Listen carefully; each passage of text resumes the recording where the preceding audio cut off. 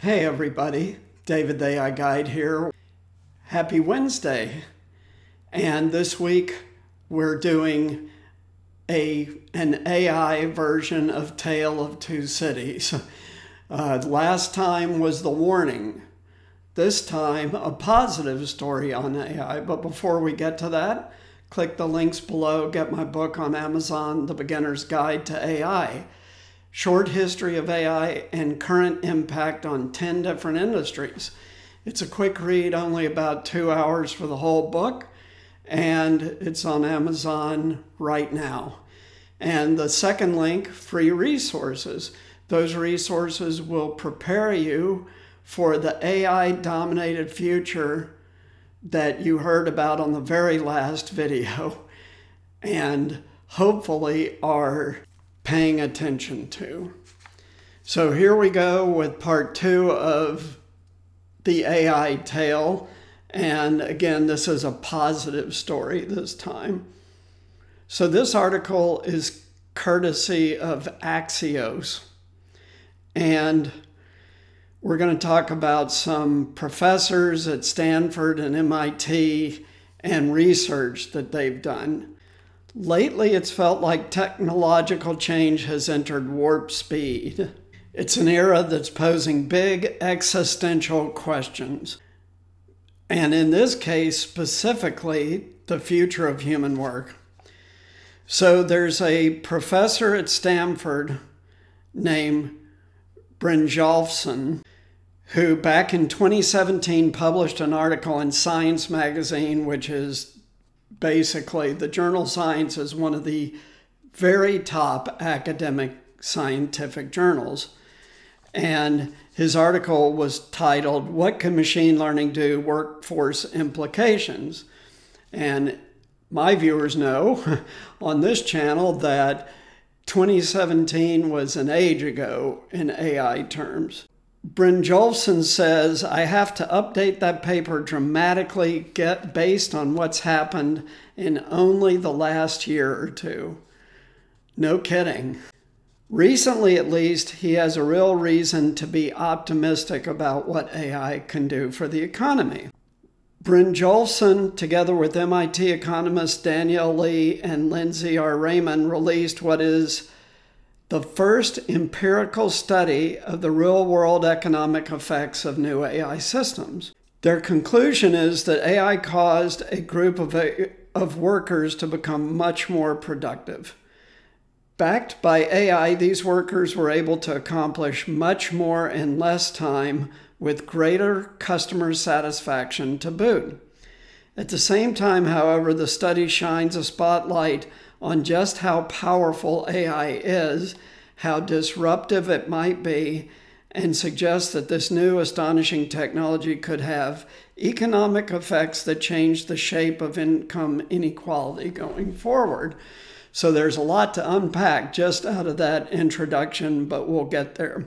So these scientists reviewed a Fortune 500 company that decided to adopt an earlier version of OpenAI's ChatGPT, which is called generative AI, or a large language model. Basically, these systems learn word patterns that enable them to do things like answer questions and write instructions. This company that they studied provides other companies with administrative software. Think like programs that help businesses do accounting and logistics. A big part of this company's job is helping its customers, mostly small businesses, with technical support. So this is really interesting, and I can tell you that I have personal experience with call centers, and they're a difficult job, as you will hear right now. The company's customer support agents are primarily based in the Philippines. They spend their days helping small businesses tackle various kinds of technical problems with the software that they sell. They do this through online chat windows. These troubleshooting sessions can be quite long, averaging about 40 minutes apiece. In the broader customer service industry, basically they have 60% turnover a year, which is very high turnover. Facing such high turnover rates, this software company was spending a lot of time and money training new people, as you might expect, and then losing 60% of them or so.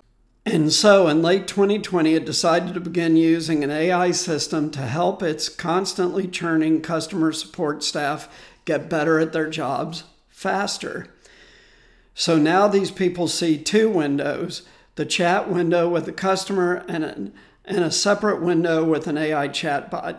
The chatbot advises them on what to potentially write to customers and provides them with links to internal company information. The interactive chatbot was trained by reading through a ton of the previous conversations between reps and customers, which were recorded and then transcribed into text. Because the company tracks which conversations leave its customers satisfied, the AI chatbot also knows formulas that often lead to success. So this means they're basically using tagged data, tagged for success. Equipped with this new AI system, the company's customer support reps are now basically part human, part intelligent machine. Customer cyborg reps. The software company gave these economists inside access to rigorously evaluate what happened.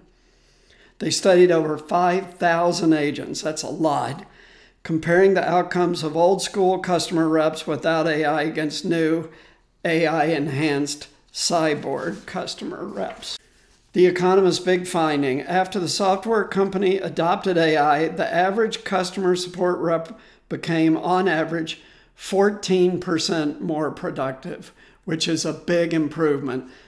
Even 1% improvements are big, and this was a 14% improvement of productivity. They were able to resolve more customer issues per hour. Turnover has gone down, especially among new hires. Not only that, the company's customers are more satisfied. So yeah, AI really seems to help improve the work of the company's employees. It turns out that the company's more experienced, highly skilled customer support agents saw little or no benefit from using it. Why? Because they already knew the information that this chatbot was presenting. And I'll have a further comment about this, but let's hear this a little more. And what this system did was it took people with just 2 months of experience and had them performing at the level of people with 6 months of experience very quickly. So it got them up the learning curve faster. In effect, the AI chatbot is mimicking the company's top performers. The machine has essentially figured out the recipe for the magic sauce that makes top performers so good at their jobs, and it's offering a recipe for the workers who are less good at their jobs or newer. It used to be that high-skilled workers would come up with a good answer, and that would only help them and their customer, Brynjolfsson says. Now that good answer gets amplified and used by people throughout the organization. So what is the big picture? One of his big takeaways is that AI could make our economy much more productive in the near future. Productivity gains, doing more in less time, are a crucial component for rising living standards. In general economic terms, that's correct, but hear the rest of it now. And the fact that we're getting some really significant benefits suggests we could have some big benefits over the next few years or decades as these systems become more widely used. It means that society overall is getting richer and the economic pie is getting larger. Now, here is where the rubber hits the road, as they say. At the same time, Brynjolfsson says there are no guarantees about how this pie will be distributed. And that's the point. It's why I started the AI guide. But let's continue. We have to put in place policies, whether it's in tax policy or the strategy of companies like this one, which make sure the gains are widely shared. That has not happened in the past, as you're about to hear. AI could have a much different effect on the labor force than previous waves of technological change. For the last few decades, high-skill office workers have disproportionately benefited from the use of computers and the internet. Meanwhile, however, so-called low-skill workers who often work in the service industry or manufacturing, which they don't mention, have not benefited as much from new technology. Even worse, the body of research finds new technology killed many middle-skilled jobs that once offered non-college educated workers a shot at upward mobility and a comfortable living in the middle class. So this was huge. There's been a lot of press about the hollowing out of the middle class, and this is one of the major reasons for it.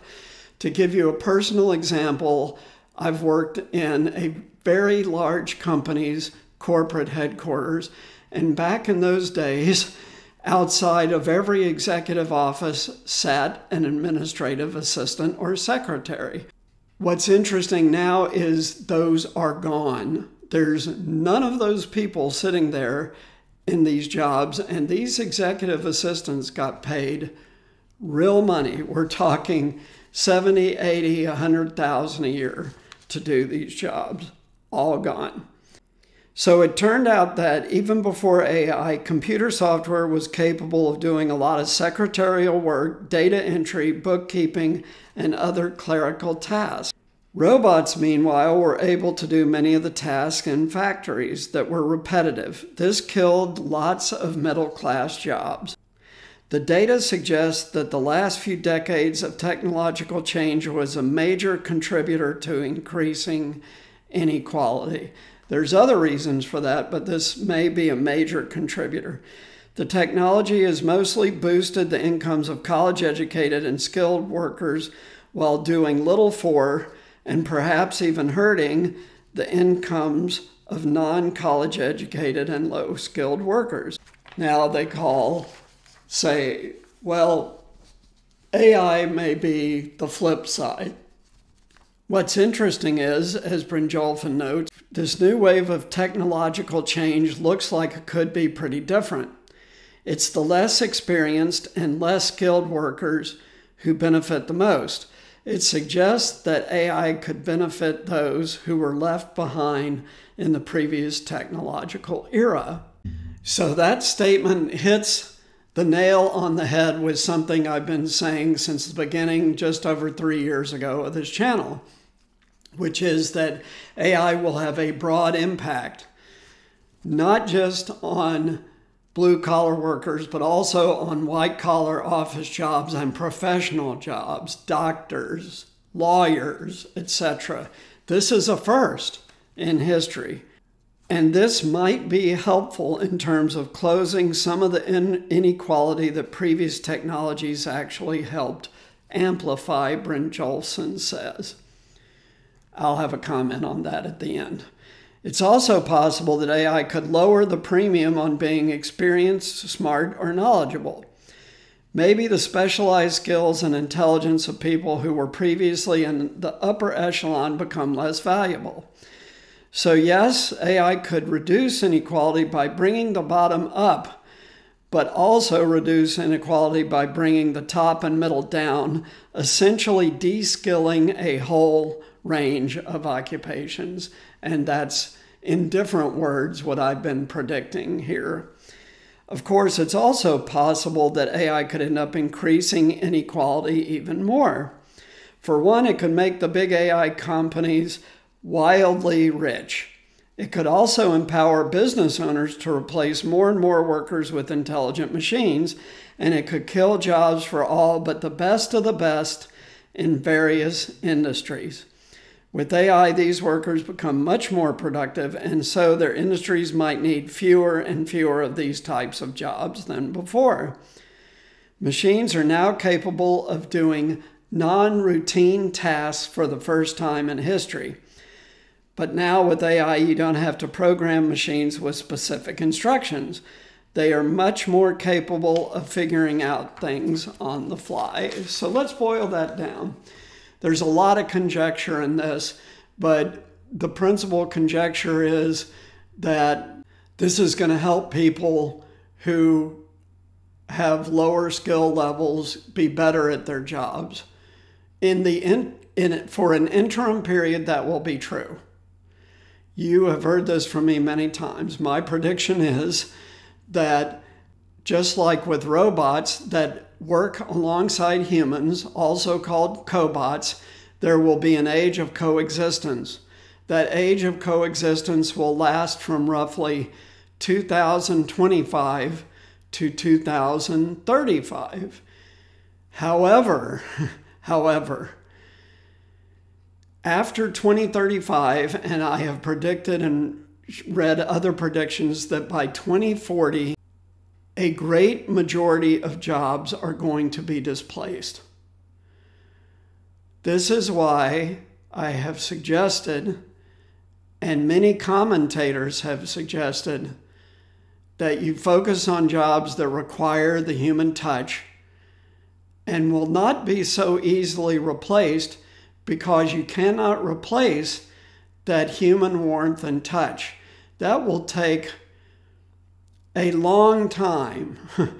For those of you who like the Star Wars movies, the kind of robots they showed on those that could show empathy and act human took a very long time to develop and evolve.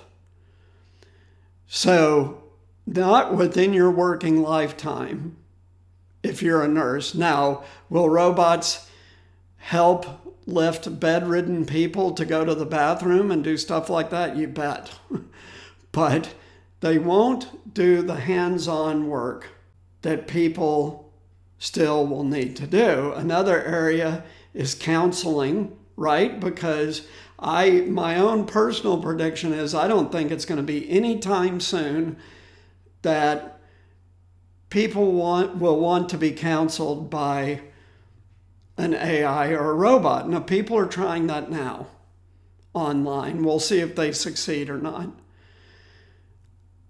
At current state of AI, I don't think it'll work. At a future state of AI, it might work, but even so, if I was going to go for counseling, number one, I wouldn't want to do it virtually because it's not as effective. And number two, I would want to be talking to a human being. So that's just me. We'll see what happens. Everything is going to change. Everything is going to change. That's why I started the AI Guide, to prepare you for a radically different future beginning a few short years from now, when the first widespread job displacement starts to occur. 3 years from now, 2 years from now. So click those links below. Get my book, get the free resources, prepare yourself. I urge you to prepare yourself. Thanks so much for tuning in. We'll see you next week, and check out the shorts in the meantime. Please like, subscribe, and share these videos. I really appreciate it. Take care. Bye.